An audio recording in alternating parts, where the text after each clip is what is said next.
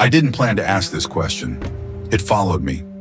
I spent months moving across Asia, airport after airport, city after city, culture after culture, 7 countries, 7 completely different realities. And everywhere I went, people asked me the same thing. Not how was the food, not was it cheap, not would you live here? They asked, so, which country is actually the best? At first I dodged it, because how do you answer that without starting a fight? Every country has fans, every place has defenders, every flag comes with emotions. But then I came home, and something snapped into focus. Not because Malaysia is richer, not because it's louder, not because it dominates headlines, but because Malaysia has something almost every other country I visited quietly lost. And once you see it, you can't unsee it. So today, I'm not ranking countries. I'm not declaring winners. I'm showing you what each place taught me and why Malaysia feels different only after you leave it. And trust me, by the time we reach country number 5, you're going to question something about your own country that you've never questioned before. So let me ask you this before we even begin. What if the best country isn't the loudest one, but the one that didn't fall into the trap? Let's start where most people think perfection begins. Thailand doesn't introduce itself quietly, it flexes. Massive cities, world-famous beaches, food so good it has its own global fan base, tourism so strong it feels unstoppable. On paper, Thailand looks like Malaysia's biggest rival. I landed there thinking, okay, this is the one to beat. And for the first few days, it was perfect. But here's the thing, nobody tells you about places that look perfect. If you stay long enough, the cracks start whispering, then shouting, then screaming. Thailand runs on a cycle most tourists never see. Every few years, the same story repeats. Tanks, military takeovers, governments erased overnight. 13 coups, 13 times power didn't change hands through votes, but through force. And what shocked me most wasn't the coups. It was how normal they felt to people. This isn't chaos to them, it's routine. Now compare that to Malaysia. Malaysians complain a lot. Online, offline, everywhere. But your governments change without soldiers in the streets, without tanks, without fear that tomorrow the rules reset. That's stability, even when it's messy. And then there's the gap. In Bangkok, luxury malls tower over slums. Tourists burn cash in hours while locals survive on wages that barely stretch a day. Thailand built an economy that looks incredible, as long as tourists keep coming. And when they stop, COVID exposed everything. Businesses collapsed, jobs vanished. Millions panicked overnight. Malaysia didn't collapse like that, because Malaysia doesn't rely on one pillar. You diversified. Palm oil, manufacturing, electronics, services, tourism. Thailand taught me something brutal. Looking successful is not the same as being stable. But that raised another question. What happens when a country has everything, except systems? Indonesia should win, by every metric. 10 times the population, endless land, massive natural resources, cultural overlap with Malaysia that feels familiar. Same food routes, similar language, shared history. So why does it feel so different? Then I landed in Jakarta. Traffic that makes Kuala Lumpur feel empty, pollution thick enough to blur the sky, skyscrapers rising beside neighborhoods forgotten by progress.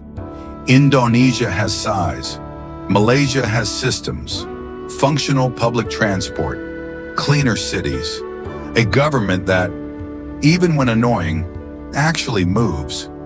In Indonesia, corruption isn't shocking anymore. It's expected. And here's the moment that really hit me. Millions of Indonesians don't stay.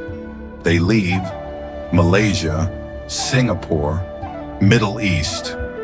They don't leave because they want luxury. They leave because their country can't carry them. Malaysia has problems, but Malaysians aren't running. That difference matters more than GDP. Indonesia taught me this. Size without stability is just chaos on a larger scale.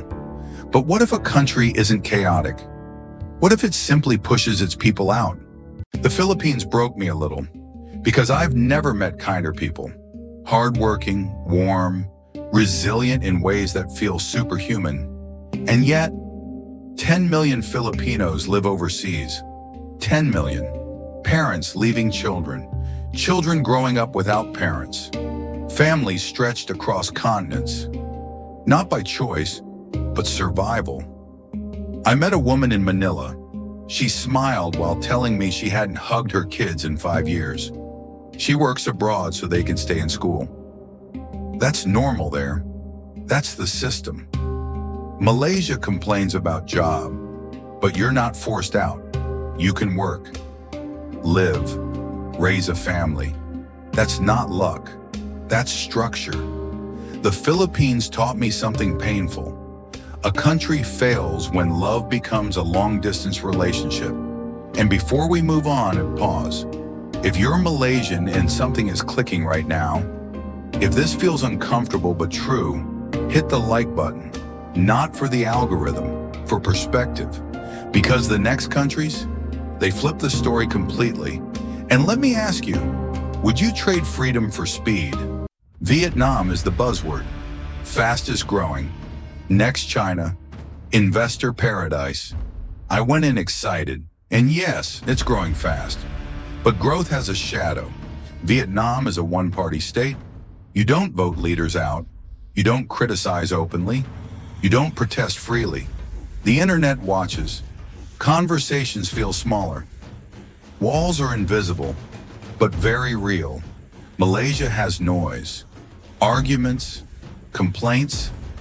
That noise, that's freedom. Messy democracy beats silent obedience. Vietnam taught me something sharp. Growth without freedom isn't progress. It's a cage painted gold. But what if a country has freedom and wealth and still feels empty? Singapore impresses instantly. Clean, efficient, wealth everywhere. A skyline engineered to stun. But live there, not visit, live. And you notice something strange. People don't know their neighbors. Work consumes everything. 60-hour weeks feel normal. Life becomes transactional. No random conversations, no late-night mama chaos, no sitting just to sit. Singapore has money, Malaysia has moments, and Singaporeans know it. That's why they escape to Malaysia on weekends, to breathe.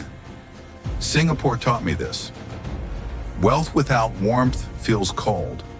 But what happens when success becomes obsession? South Korea looks unstoppable. K-pop, tech giants, economic miracles. But success there demands blood. Students study until exhaustion. Workers sacrifice identity for companies. Failure isn't a lesson, it's a label. The pressure cracks people. One of the highest suicide rates in the world. Malaysia works hard, but you rest, you gather, you let go. That balance, it's not laziness, it's survival. South Korea taught me, success without balance destroys the people who build it. But the final lesson? That one haunted me. Japan runs like a machine, efficient, disciplined, technologically unmatched. But people disappear there, literally. Lonely deaths, weeks before anyone notices. Entire towns fading as birth rates collapse. People locking themselves away for years.